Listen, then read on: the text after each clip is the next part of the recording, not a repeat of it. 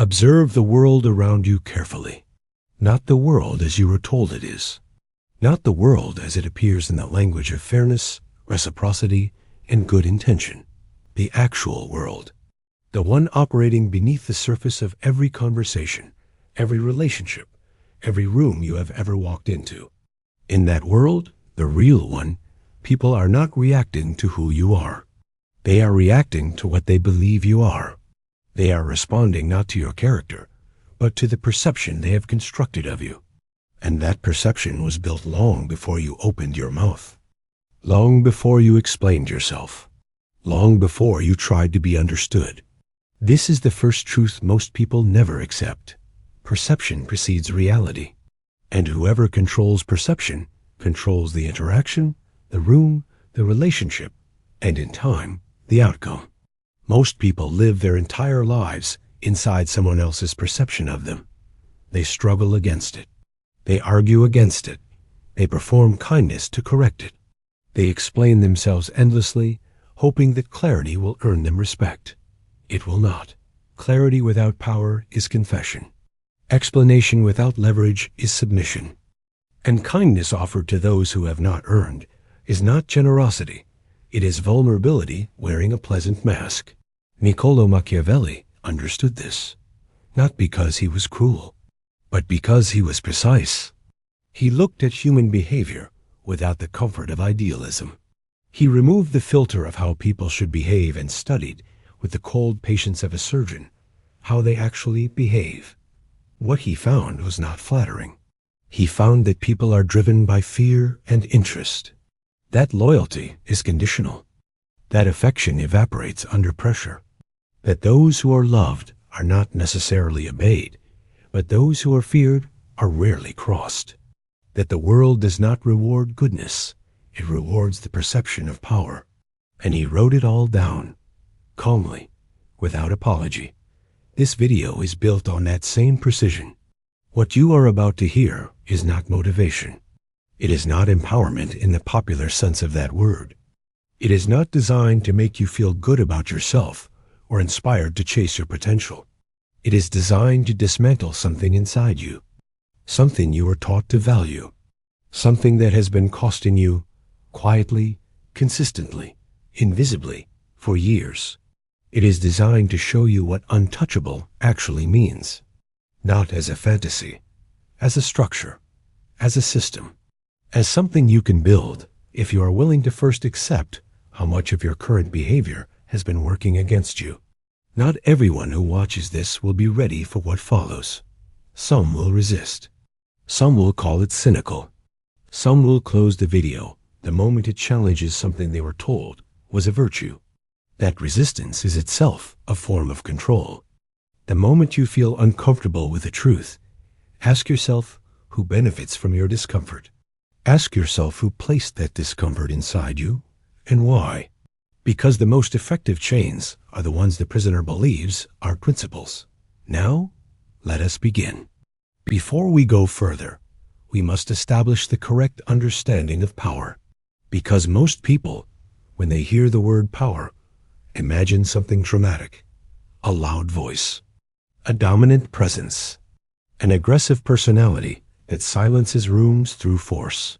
This is the surface-level imitation of power.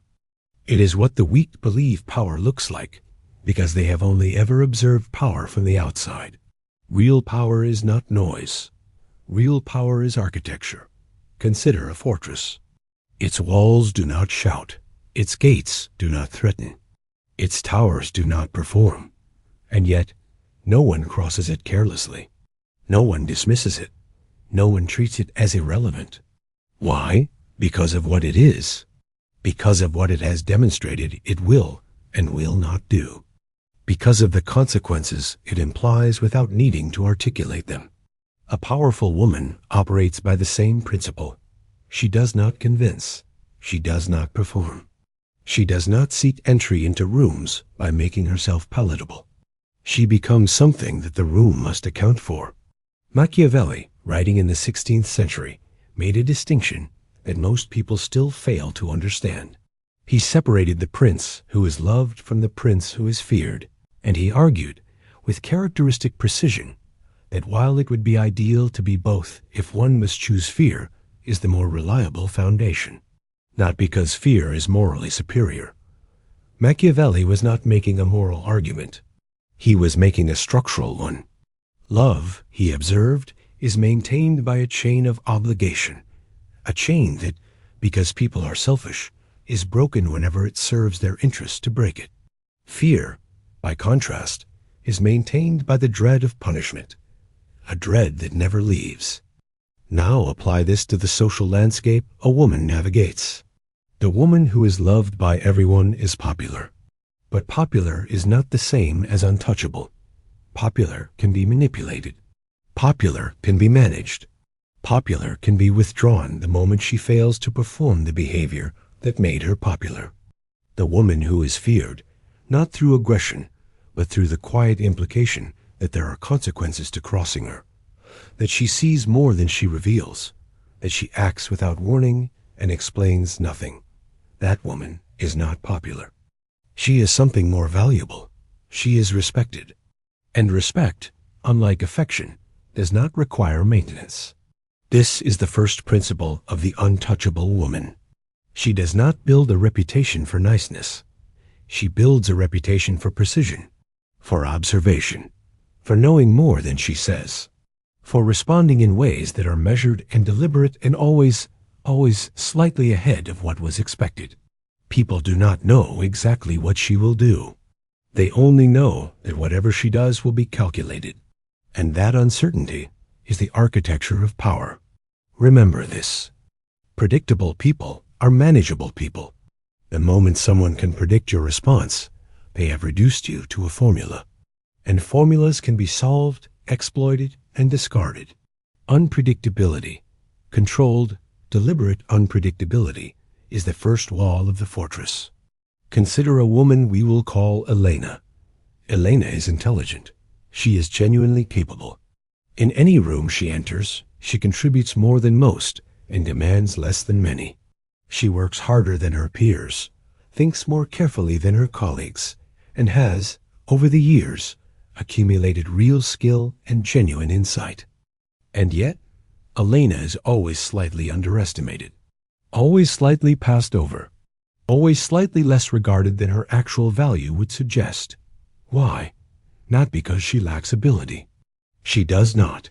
Not because she is disliked. She is not.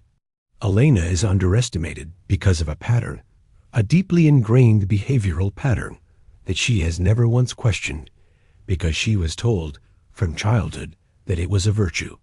Elena explains herself. When she makes a decision, she justifies it. When someone challenges her, she defends her reasoning.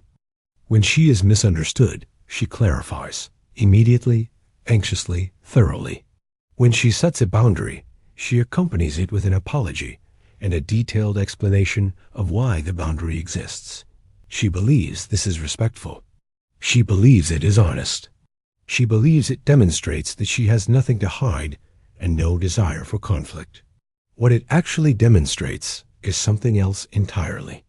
It demonstrates that she requires validation to feel secure in her own decisions. It signals that her comfort depends on whether or not the other person accepts her reasoning. It hands the other person a map, a precise, detailed map of exactly how to destabilize her. And people, consciously or not, use that map. They challenge her not because she is wrong, but because challenging her produces results. It produces justifications. It produces concessions.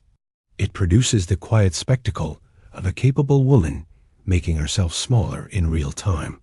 Elena does not understand why she is never quite feared, never quite untouchable, never quite the person in the room that others are careful around. She thinks it is because she has not yet proven herself sufficiently. She is wrong. It is because she has made herself entirely readable. And readable people are never dangerous.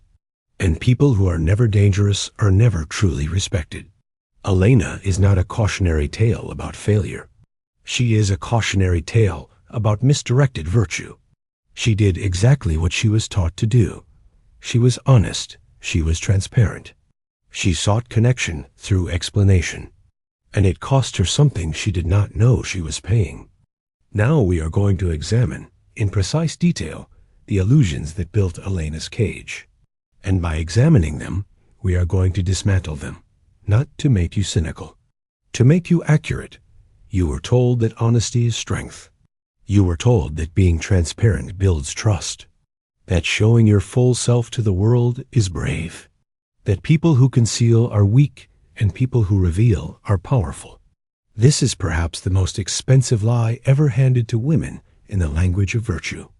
Honesty is not strength. Selective disclosure is strength. Consider the chess grandmaster. Does she reveal her strategy to her opponent? Does she, in the spirit of fairness, explain the sequence of moves she has planned? Does she make herself transparent so that the game is conducted with mutual understanding? Of course not. The game is won precisely because she knows more than her opponent knows, because she has calculated further ahead, because she has kept her intentions concealed until the moment concealment is no longer necessary.